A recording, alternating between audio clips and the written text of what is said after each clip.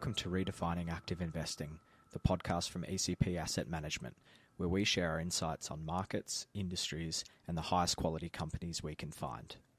I'm Lachlan Hodgkinson, and today I'm joined by partner and portfolio manager Andrew Dale and special guest Lucas Gamble.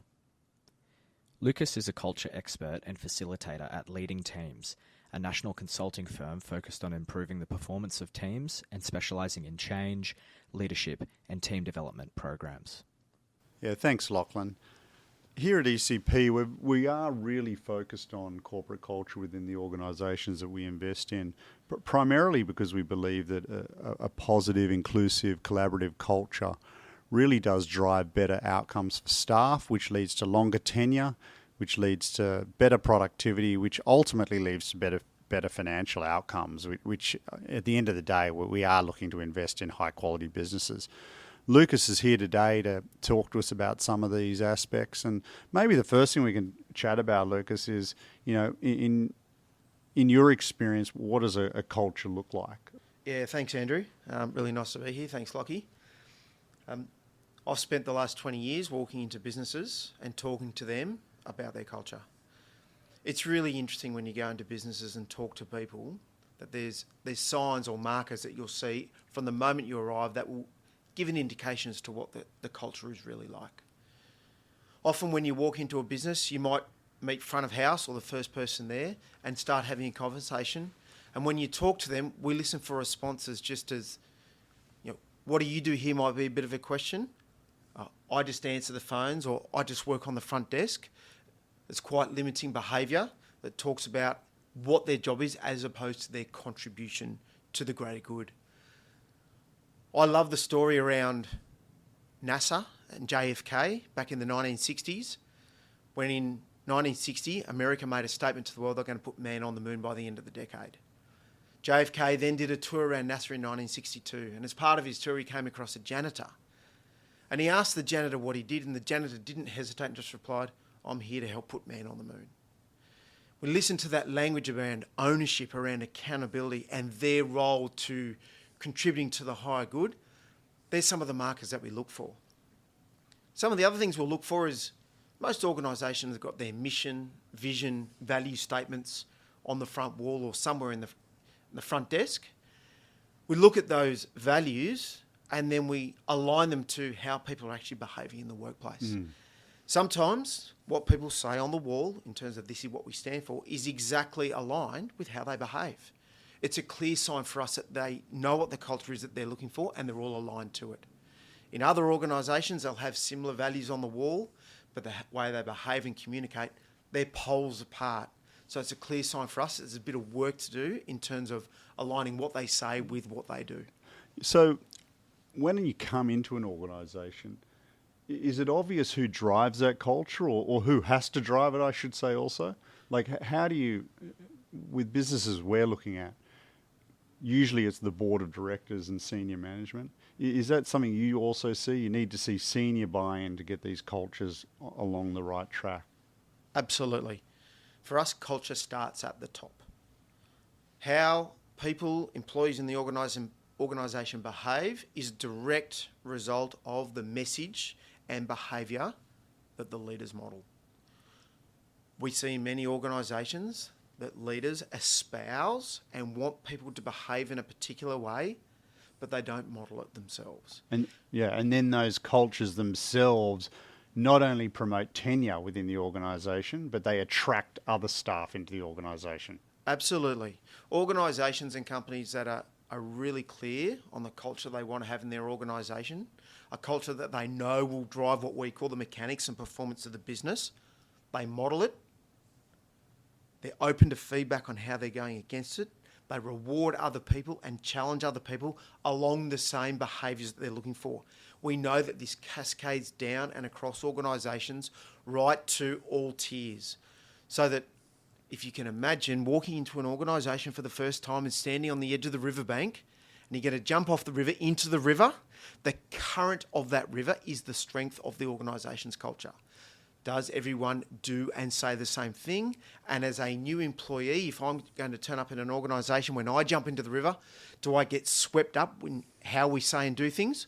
Or is there a misunderstanding between what we say versus what we do, and I'm allowed to behave however I Yeah, want. so I mean, it's relatively easy or easier to define perhaps the culture you would be looking for in an organisation, but how does one go about the execution of delivering that? Because that's really the key thing, and it's not something that happens overnight, surely. No, it's not. We call it keeping the eyes on the prize.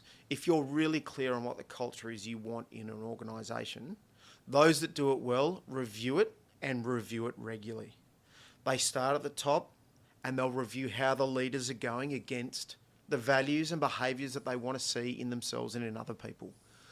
They'll recognise when things are going well and reward each other for it. They'll also recognise when things aren't going so well and challenge each other around why that's the case and how they can be more aligned with what they're doing.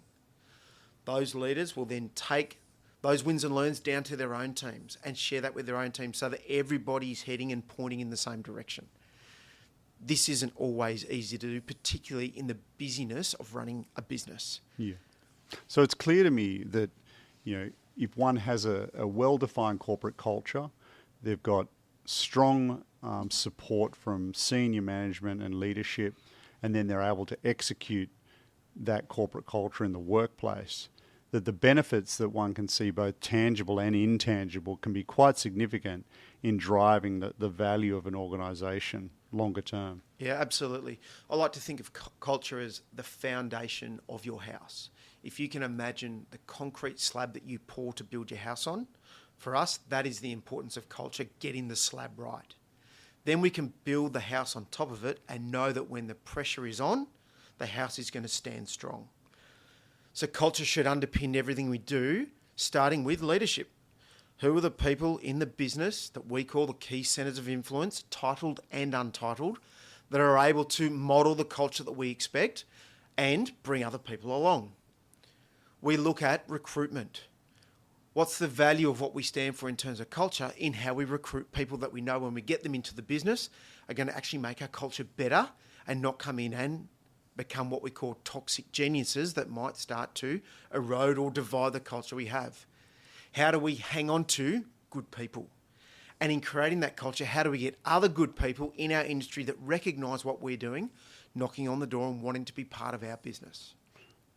When we induct new people into our business, into our teams, what does that look like? Are the words on the wall equal to how we behave, or are they poles apart? So people will get a very good sense early on about how to do things around here. We can then use our culture to manage performance from day one, whether you're a leader or other.